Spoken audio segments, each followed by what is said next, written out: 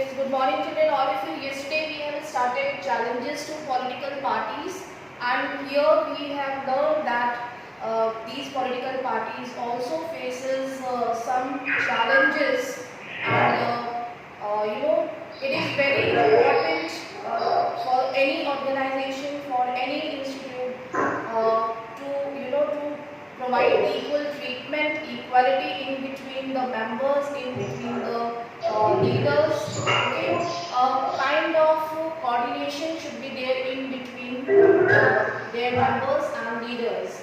Alright, so yesterday we have gone through and I have explained that there should be coordination in between the three elements of the political parties, and these elements are its leaders and active members and its followers. Okay, इन तीनों के बीच में एक coordination होना चाहिए, एक equality treatment होना चाहिए. ऐसा नहीं हो कि एक पार्शियल बिहेवियर हो, ठीक है, सबऑर्डिनेशन का फीलिंग हो, ऐसा नहीं होना चाहिए. इक्वलिटी का ट्रीटमेंट होना चाहिए और प्रॉपर्ली कम्युनिकेट किया जाना चाहिए जो भी इंफॉर्मेशन है, जो भी पॉलिसीज़ हैं, एज वेल एज एक कोऑर्डिनेशन होना ज़रूरी है. तभी कोई भी पॉलिटिकल ऑर्गेनाइजेशन या कोई भी ऑर्गेनाइजेशन सक्सेसफुल हो सकती है.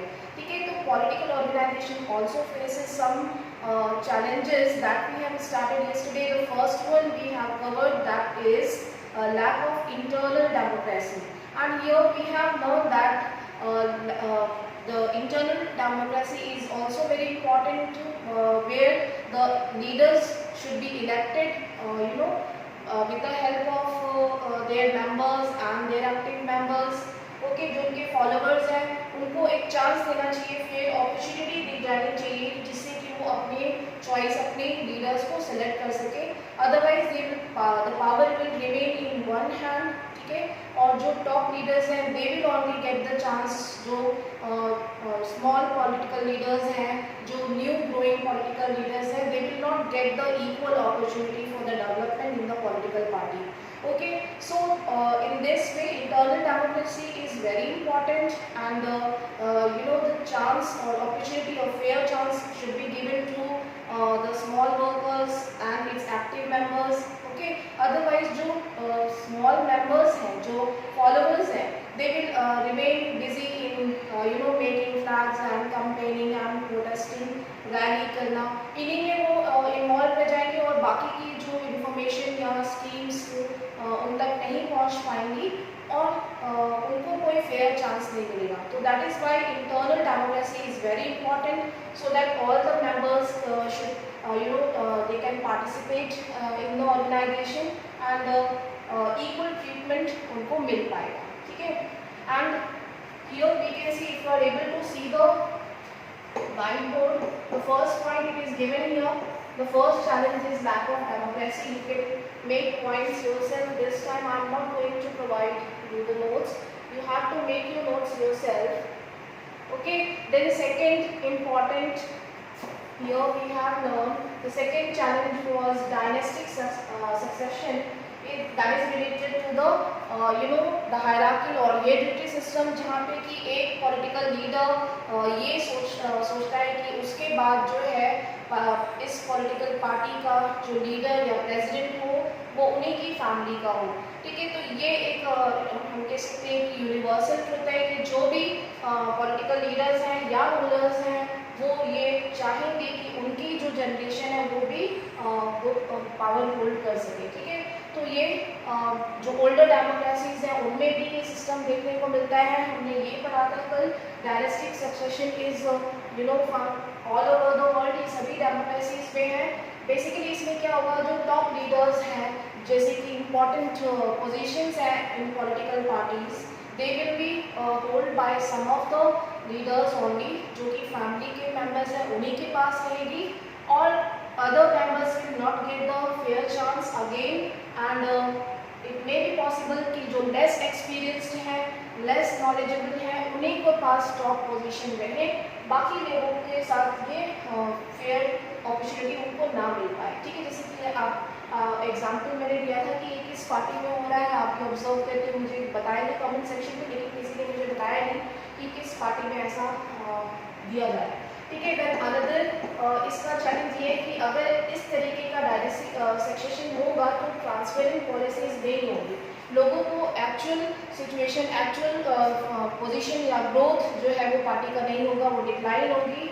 जैसे कि हमारी अभी नाउअडेज कांग्रेस पार्टी में हो रहा है, it is lacking good political leaders और इंटेलेक्चुअल पॉलिटिकल लीडर्स की इसमें अभी कमी है।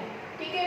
So in this way we have learn that dynastic succession is another important challenge that nowadays political parties are facing.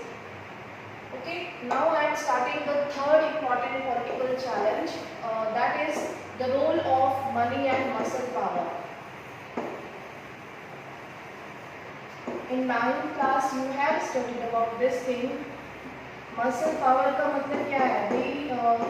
ऐसा कोई लीडर भाई जो बॉडी बिल्डर हो, दबंग टाइप, ठीक है।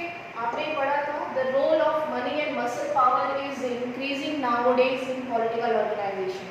That is the biggest challenge we can observe in our contemporary situation. Contemporary जो हमारा एक हम कह सकते हैं जो पॉलिटिकल एरिना है, इसमें ये एक बहुत ही इम्पॉर्टेंट चैलेंज है, the role of money and muscle power.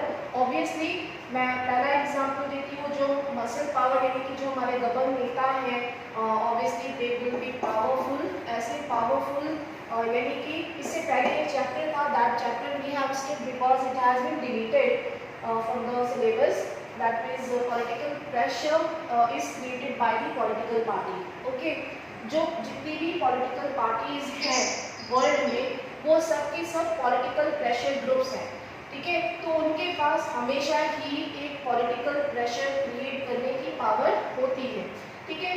तो इन this way the political parties can create pressure if the political leader is powerful, obviously, ठीक है।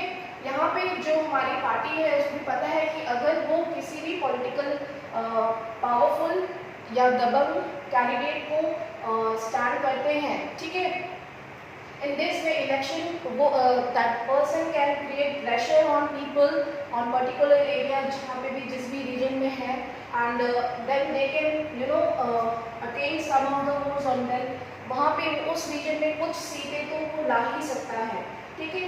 ये हमारी पॉलिटिकल पार्टी को बहुत अच्छे से पता है। तो यहाँ पे मसल पावर कहने का मतलब है कि those political leaders they are using their power to to create pressure, or they are creating their dominance over the citizen or society, जिसमें कि वो क्या कर सकती है अपनी पावर प्रेशर के बेस पे during the time of election they can create more and more seat, उसके बेस पे सीट्स को सिक्योर कर सकती है। So in this way they are using their muscle power, और हम कह सकते हैं ऐसे दबंग नेता बहुत है हमारे इंडिया में। तो nowadays you can see they utilise their power during the time of election. क्या करते हैं? दे डू एनी मीन्स, किसी भी तरीके से बाय हुक और by crook they have to win.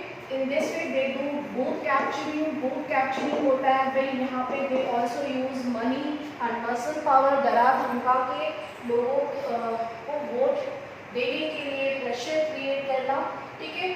So in this way the muscle power is one of the important, हम कह सकते हैं कि नाउअडेज जो चैलेंज है वो पॉलिटिकल पार्टीज फेस कर रही है। अगर कितना भी हम चाहें तब भी हर पार्टी में हमें ऐसे डोमिनेंट लीडर्स मिलते हैं, भागदौड़ टाइप आपने देखा होगा, ठीक है। बहुत सारी ऐसी मूवीज हैं जिसमें आपने ये सब चीज़ें देखी होंगी। Okay, now the next one I am taking the role of money.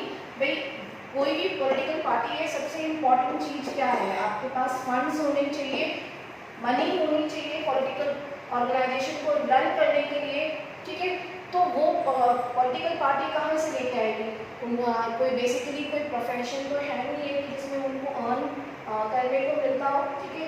ये तो एक सर्विस के रूप में हम कह सकते हैं कि it should be feel like we are entering into politics to help someone for the welfare of the people, to provide our services, ठीक है। यहाँ पे कोई बेसिकली कोई प्रोफेशन नहीं है, तो पॉलिटिकल पार्टी के पास कोई फंड्स नहीं है, ये गवर्नमेंट उनको फंड्स नहीं देती है, ठीक है, रन करने के लिए। So here they are taking the funds, जिसको हम कह सकते हैं चैरिटी और चंदा, they are taking from the business houses. Business house यानी कि जैसे हमारे कॉर्पोरेट्स हैं, कॉर्पोरेट सेक्टर्स हैं, they are giving them money or raising funds for the political parties, because political parties को रन करने के लिए, ठीक है, जो उनके हम कह सकते हैं कैंपेनिंग होती है during the time of election, basically election के टाइम पे उनको सबसे ज़्यादा फंड्स और मनी की रिक्वायरमेंट होती है, तो बिजनेस हाउसेज और corporate sector raise money for these political parties, or it needs a huge amount of money during the time of elections, जिसमें कि एडवर्टाइजमेंट, कैंपेनिंग और मार्केटिंग करने के लिए उनको मनी की रिक्वायरमेंट होती है, ठीक है। So here in this way these business houses will also create influence on these political party. अगर उन्होंने इलेक्शन के टाइम पे मनी रेज किया है, यस बेटा, is there any doubt?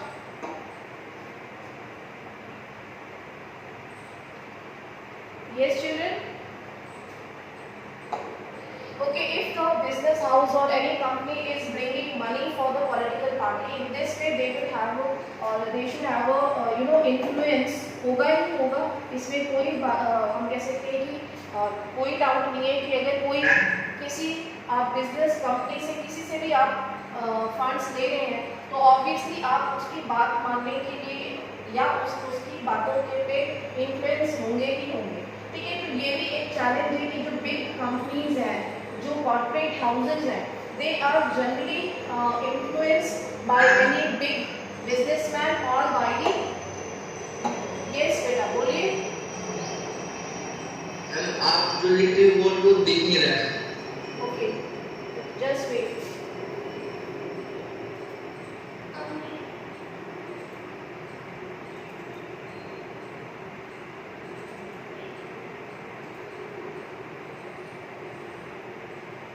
I think is it visible now? I'm just taking the points. आपकी जो main headings हैं और सब हेडिंग्स हैं, ठीक है, जो हेडिंग है वो तो सेम टू सेम होनी चाहिए, सब हेडिंग्स ये सेम हो, बाकी आप अपने वर्ड्स में डिस्क्राइब कर सकते हैं, ठीक है। आपको कंसेप्ट समझ में आ गया है, आपने हेडिंग और सब हेडिंग लिख दिया, उसके बाद जो आप इंटरनल जो भी चीज़ें डिस्क्रिप्शन में लिखेंगे वो आप अपने वर्ड्स में लिख सकते हैं, इसमें कोई प्रॉब्लम नहीं है, ठीक है। नाउ वी नो दैट कि जो भी बिजनेस मैन जो भी पॉलिटिकल पार्टीज के लिए मनी रेज कर रहे हैं, फंड्स रेज कर रहे हैं, ऑब्वियसली वो इन्फ्लुएंस करेंगे पॉलिटिकल पार्टी पे, और उनका प्रभाव हम कह सकते हैं कि उनकी बातें जो है पॉलिटिकल पार्टी को मानना होगा, कहीं ना कहीं वो मानी जाएगी, वो डायरेक्टली इनडायरेक्टली हमें पता नहीं चलेगी, लेकिन इन्फ्लुएंस रहेगा, ठीक है। तो ये एक अदर बिग चैलेंज है पॉलिटिकल पार्टीज के लिए, जो कि हम कंटेम्प्रेरी टाइम में फेस कर रहे हैं, ठीक है।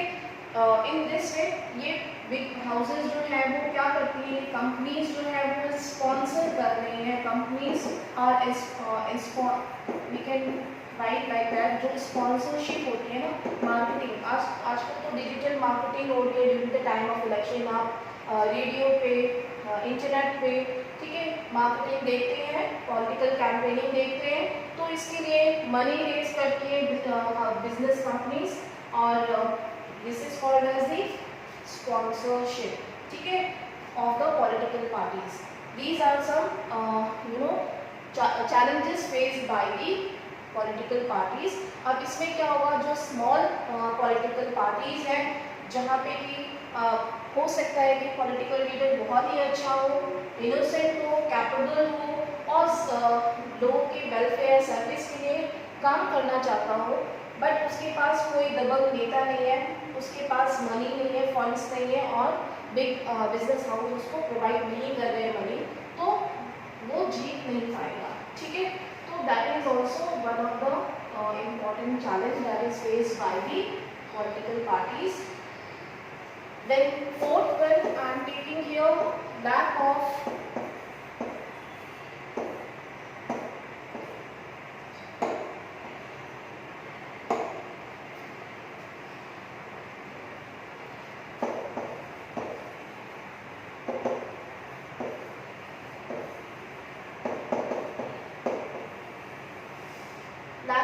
last speaking here, lack of meaningful choice. That means generally जितनी भी पॉलिटिकल पार्टीज है, देखो हमारी सोसाइटी में हम बेसिकली सोसाइटी को 3 क्लासेस में डिवाइड करते हैं, रिच क्लास में, मिडिल क्लास में और लोअर क्लास में। तो हमने चैप्टर के शुरू में पढ़ा था कि the lower class people in our country, in India, is basically are much more aware about the political parties, क्या हो रहा है हमारे कंट्री में, क्या नहीं हो रहा है, ये लोअर लेवल पे सबको बहुत अच्छे से पता है, ठीक है। वो उनका जो टॉपिक होता है डिस्कशन का, वो जनरली पॉलिटिकल पार्टीज और उनके फंक्शन, इन सब चीज़ों पे वो बहुत अवेयर है, ठीक है। Rich classes they are busy in their own, और उनको पॉलिटिकल पार्टी से बहुत ज़्यादा कंसर्न नहीं है। Middle classes are also busy, ठीक है। सो हियर बेसिकली इन लोगों को कोई बहुत ज़्यादा कंसर्न नहीं होता है पॉलिटिकल पार्टी से यहाँ पे, लेकिन जो लोगों पार्टी है वो पॉलिसीज़ और प्रोग्राम्स के बारे में बात करते हैं।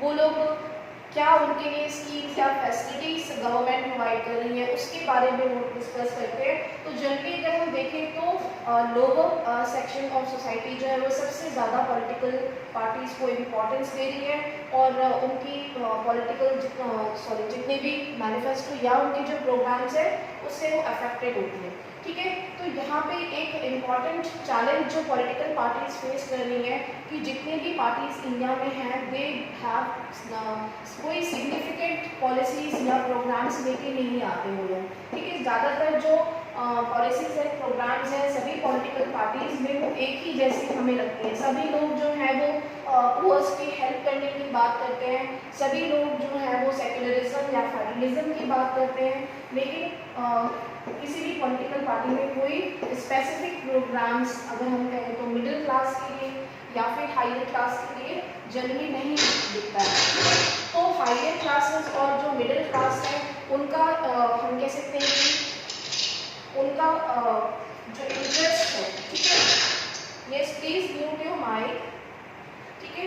जो हायर क्लास और मिडिल क्लास है वो बहुत ज़्यादा इंटरेस्ट नहीं लेंगे किसी पॉलिटिकल पार्टी में during the time of election, ठीक है। अगर उनको वोट देना है तो बेसिकली वो किसी हम कह सकते हैं पार्टी के लिए वोट करते हैं, किसी पर्टिकुलर पर्सन के लिए वो वोट नहीं करते हैं, ठीक है। तो यहाँ पे एक ये इम्पॉर्टेंट चीज़ है कि हर पॉलिटिकल पार्टीज के ऑलमोस्ट एक ही जैसे पॉलिसीज एंड प्रोग्राम्स हैं। यस बेटा बोलिए। इलेक्शन के बाद तो कोई एक ही आदमी। यस बेटा बोलिए, आवाज़ क्लियर नहीं आ रही है। Mayank please repeat your question. I am saying that when only one person is standing in that election. Okay. And so we vote to that person of that party. First of all, you are not getting a clear voice, but here देखो एक जगह से एक territory से किसी भी एक constituency से सिर्फ एक ही पर्सन कैंडिडेट नहीं होता, ठीक है। एक जगह से डिपेंड करता है कि कितने कैंडिडेट्स हैं, हो सकता है कि 5 भी हो 10 भी हो, ठीक है। तो उन 10 में से जिसको सबसे ज़्यादा वोट्स मिलेंगे वही तो जीतेगा ना, that person will become the MP और MLA of that particular region. आपका क्वेश्चन यही है ना? ये ठीक है। किसी एक ही पर्टिकुलर पर्सन जो सबसे ज़्यादा मेजॉरिटी में जिसको ज़्यादा सीट मिलेगी, जिसको ज़्यादा वोट मिलेंगे वही जीतेगा। अगर एक इलाहाबाद एक कॉन्स्टिट्यूएंसी है तो इस जगह से मान लीजिए कि 10 कैंडिडेट जो है वो स्टैंड उन्होंने किया था, ठीक है। अब उनको इलेक्शन में 10 के 10 जो है हो सकता है किसी को 4% मिला हो, किसी को 6% मिला हो, किसी को 0.5% मिला हो, ऐसे वोट्स पे डिपेंड करता है। तो जिसके सबसे ज़्यादा परसेंट वोट्स होंगे वो मेजॉरिटी में होगा और वो पर्सन जो है वो एमपी बनेगा, ठीक है। तो ये डिपेंड करता है कि कितनी सीट्स जो है वो उस पर्सन को मिली है, कितना पर्सन उसने अचीव किया है, ठीक है। ये कॉमन चीज़ है जो हमने डिस्कस की थी पहले, right. So lack of meaningful choice हम पढ़ रहे थे। सिग्निफिकेंट पॉलिसीज एंड प्रोग्राम्स, यहाँ पे हमने ये लिखा है there is no significant policies and programme, यानी कि कोई स्पेसिफिक कोई बेसिकली अगर देखा जाए मिडिल क्लास के लिए ठीक है। बच्चों के लिए कोई स्पेशली कोई ऐसा स्कीम या प्रोग्राम्स गवर्नमेंट नहीं बना रही है, तो इससे क्या होगा, जो मिडिल क्लास है, मैं एक एग्जांपल दे दूँ, ऐसा नहीं है कि नहीं बनाया है, ठीक है, जो पॉलिटिकल पार्टीज है अगर वो ऐसे प्रोग्राम्स नहीं बनाती है जिससे कि मिडिल क्लास या हायर क्लास को कोई इंटरेस्ट ना हो, तो वो ऑब्वियसली कम वोट देंगे और किसी पर्टिकुलर पार्टी के लिए उनका इंटरेस्ट कम हो जाएगा, ठीक है। Then in present scenario no party offers a meaningful choice, no party offers a meaningful choice, that means यहाँ पे हम कह सकते हैं कि कोई भी पार्टी जो है वो पर्टिकुलर इंटेलेक्चुअल पर्सन को लेके आइए, आप ऐसे पर्सन को लेके आइए भाई जो लोगों के वेलफेयर के लिए काम कर सके, सिर्फ करप्टेड ना हो, सिर्फ अपने पर्सनल गेन्स के लिए काम ना कर रहा हो, नॉलेजेबल हो, इंटेलेक्चुअल हो और हेल्पफुल हो, ठीक है। तो यहाँ पे no party is giving the meaningful choice, यानी कि लोगों के पास वो चॉइस ही नहीं मिल रही। हमारे पास अगर अच्छा लीडर होगा तभी तो हम अच्छी पॉलिसी होगी, तभी तो हम किसी पर्टिकुलर पार्टी के लिए इंटरेस्टेड होंगे, ठीक है। जैसे मैंने शुरू में एक स्कूल कैप्टन का एग्जाम्पल दिया था, अगर आप स्कूल कैप्टन के लिए लड़ रहे हैं, इलेक्शन लड़ रहे हैं, ठीक है, मान लीजिए आप यूनिवर्सिटी में ही लीडर बनना चाहते हैं, तो आपने अगर अपनी अच्छी पॉलिसीज और प्रोग्राम नहीं बनाए, आपने अच्छा कैंडिडेट, अपना अच्छा नेता नहीं खड़ा किया, तो क्या आपको वोट मिलेंगे? जो पॉपुलर होगा, जो अच्छी पॉलिसीज बनाएगा, जिसने लोगों की हेल्प की है, जिसपे लोगों का ट्रस्ट है, ठीक है, जो वाकई में डिजर्विंग कैंडिडेट होगा, तो लोग वोट तो उसी को डालेंगे, ठीक है। तो that is the meaning of this point कि no party is giving choice to the people in the contemporary situation, ठीक है। जो इंडिया की जो पॉलिटिक्स है, बेसिकली यहाँ पे अच्छे लीडर्स की कमी है और अच्छे लोग एक्चुअली में पॉलिटिकल ऑर्गेनाइजेशन के लिए अट्रैक्टेड ही नहीं है, they are very less interested in political organization, ठीक है। पढ़े लिखे लोग आपने देखा है कि बहुत कम लोग होंगे IAS या फिर PCS जो कि इंटरेस्टेड होते हैं, ठीक है। आपने ये भी आपको क्या आपने सिंपली को ये कह सकते हैं क्या government employ political organisation join कर सकता है? ये क्वेश्चन याद रखिए, क्या कोई government employ political organisation join कर सकता है? अगर आपका जो भी आंसर है आपका यस और नो, आप मुझे प्लीज रिप्लाई करिएगा, ठीक है। Okay, then we have no ideological differences in the political party, same thing, same point है, जो पॉलिटिकल पार्टीज हैं उनकी आइडियोलॉजीज ऑलमोस्ट सेम है, ठीक है। ये सारे पॉइंट आपकी बुक में लिए हुए हैं, at the same time you can underline. Ideologies में कोई डिफरेंस नहीं है, सभी लोग कह रहे हैं कि वो वर्कर्स के लिए काम कर रहे हैं, वो सेक्युलर है, वो फेडरलिस्ट है, ठीक है। कोई आइडियोलॉजिकल डिफरेंस नहीं है, कोई नई चीज, कोई इंटरेस्टिंग पॉलिसीज लोगों के लिए लेके आइए, ठीक है।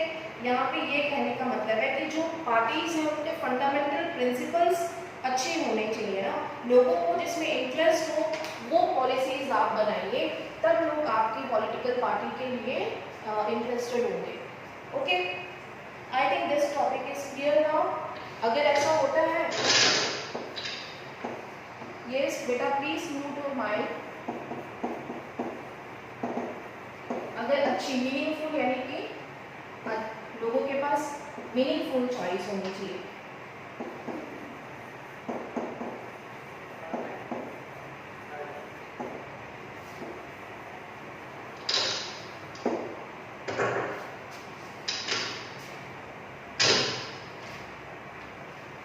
Yes children, I hope this topic is clear.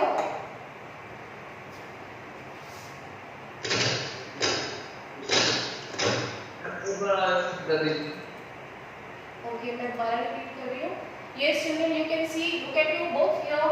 आपके पास बुक है, प्लीज बुक में भी मार्क करते जाइए। We have gone through the second point, that the second challenge is dynastic succession, ठीक है। उसके बाद मैं यहाँ से स्टार्ट कर रही हूँ the third important challenge faced by the political party, that is money, role of money and muscle power. The role of money and muscle power is growing in contemporary political situation. We can see here all the political parties want to achieve or secure more and more seat in elections time by hook or by crook, ठीक है, किसी भी तरीके से। So in this way they are adopting any means, any ways shortcut ways to win the elections. ठीक है, so here we can say that the political parties are also nominating those candidates who are more powerful. जैसे कि मैंने बताया they might have muscle power, means दबंग जिसको हम कह सकते हैं, ठीक है, जो कि एक डोमिनेंस, एक पर्टिकुलर रीजन में डोमिनेंस और प्रेशर क्रिएट कर सकता है. During the time of election they can secure more and more seat in that particular region by influencing their policies. ठीक है, वो अपनी पॉलिसीज से, अपने डोमिनेंस से उस पर्टिकुलर रीजन के लोगों को इन्फ्लुएंस कर सकता है, और जिससे कि पॉलिटिकल पार्टी को ये लगेगा कि वो इलेक्शन में कुछ ना कुछ सीट को अचीव कर ही सकता है. ठीक है, तो यहाँ पे वो ऐसे पावरफुल लीडर को एज अ कैंडिडेट नॉमिनेट कर रही है इन द इलेक्शन, जिसका हम कह सकते हैं कि माइट भी वो क्रिमिनल रिकॉर्ड भी रखता हो, लेकिन वो एक गलत चीज़ है. सिर्फ ये पार्टी में इलेक्शन में सीट जीतने के लिए किसी पॉलिटिकल पार्टी ने ऐसा किया. ठीक है,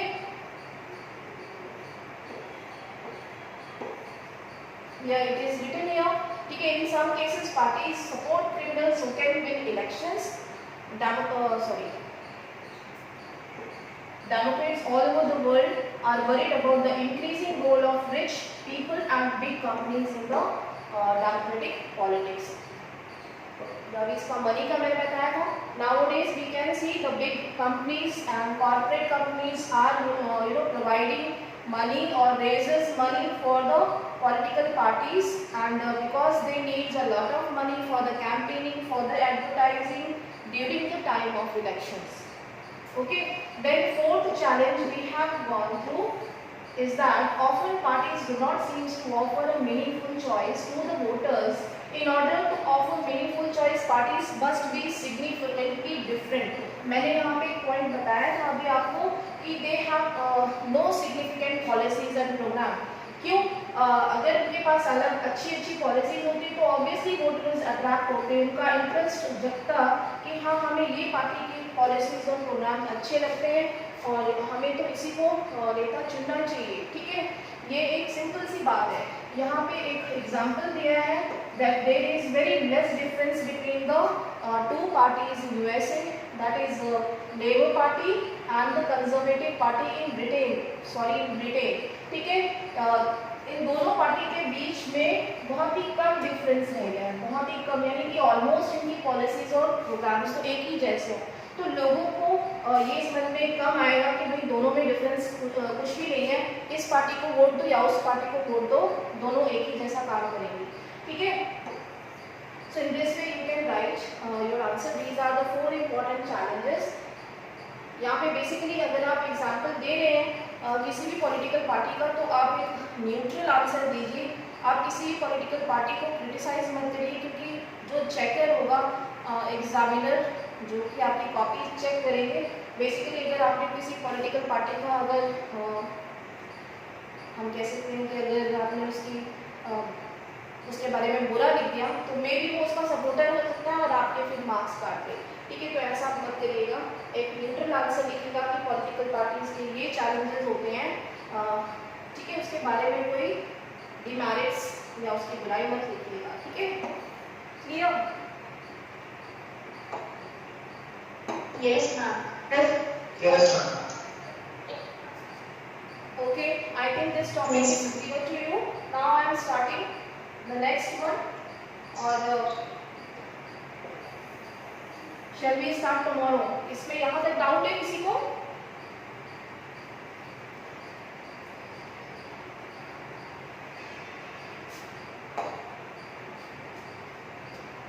Yes. So after this topic. Yes, बेटा बोलिए. I have doubt in meaningful choice. Okay.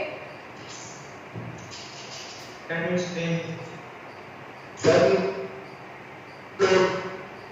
Okay, मैं दोबारा पढ़ रही हूँ. Are you able to see the whiteboard? Yes.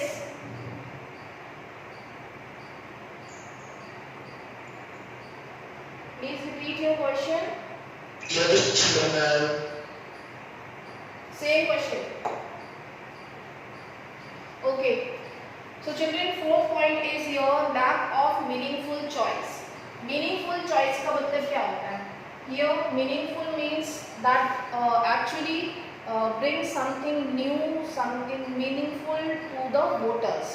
ठीक है, ऐसी पॉलिटिकल पार्टीज कुछ ऐसा प्रोग्राम्स या कोई ऐसी पॉलिसीज वोटर्स के लिए लेके आए जिससे कि लोगों का इंटरेस्ट हो उनकी पॉलिटिकल पार्टीज के लिए.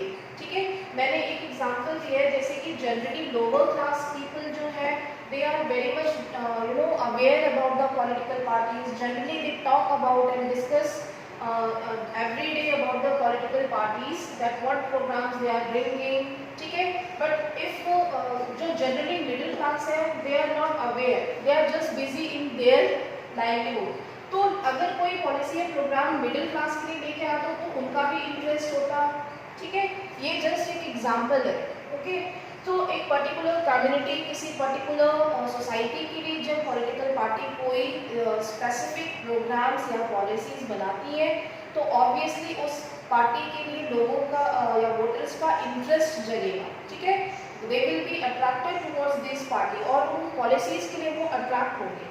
बेसिकली कहने का मतलब यहाँ पे मीनिंगफुल चॉइस का मतलब ये है. ठीक है, मीनिंगफुल चॉइस हमें कैसे प्रोवाइड की जा सकती है? मीनिंगफुल चॉइस तब प्रोवाइड कर सकते हैं फर्स्ट, जो पॉलिटिकल पार्टीज हैं उनकी पॉलिसीज और प्रोग्राम्स अच्छे हों, लोगों को इंटरेस्ट हो उसमें. देन सेकेंड, अगर कंटेम्प्रेरी सिनेरियो में हम देखें तो किसी भी पॉलिटिकल पार्टी के जो प्रोग्राम्स हैं वो आइडियोलॉजीज हैं वो डिफरेंट नहीं है, ऑलमोस्ट लगभग सेम है. ठीक है, then third challenge is that these political parties are not providing the good, knowledgeable or experienced intellectual leaders. अगर अच्छा लीडर अच्छी जो सर्विस करना चाहता है सोसाइटी की, ऐसे लीडर्स को लेके आते हैं तो ऑब्वियसली ये चॉइस है लोगों के पास कि वो ऐसे पर्सन को वोट दे रहे हैं जो कि लोगों की सर्विस करने में इंटरेस्ट रखता है.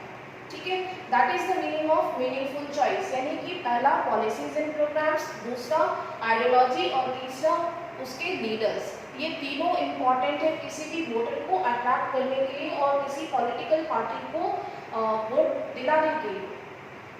ओके, पर मैं अगर मीनिंगफुल नहीं हो तो वोट ही नहीं देंगे. ऑब्वियसली